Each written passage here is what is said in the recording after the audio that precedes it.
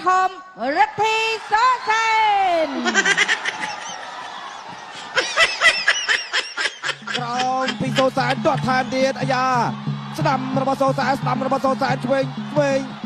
ដាំរបស់ស្ដាំគាត់ទៅខាងក្រោយវិញឆ្វេងចូលពោះ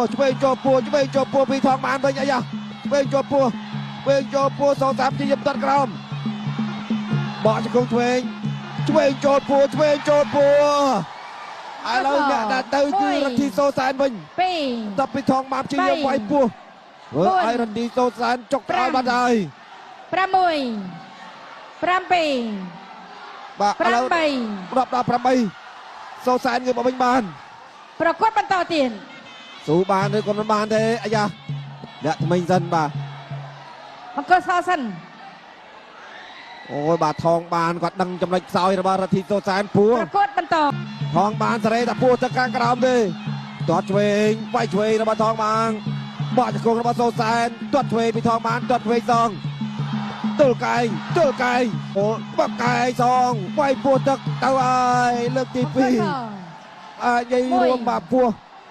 ខាងស្ដាំបាក់ក្រោមអង្គនីខាងស្ដាំជាចំណុចខ្សោយរបស់សូសែនហើយថងបានគាត់ជាយើងវាយកន្លែងដល់8ឡូវរាប់ដល់8ពេលវេលាក៏មិនច្រើនដែរបាទប្រកួតបន្តសល់តិចតួចទេស៊ូបានឬប្រមាណផុតទឹកឬបំផុតមកលើកទៀតទាត់ពីជើងវេស្ដាំចូលពោះចាប់ទឹកល្មមជ័យជំនះត្រូវបានទៅកីឡាករបង្គោលក្រហមរិទ្ធីសសែន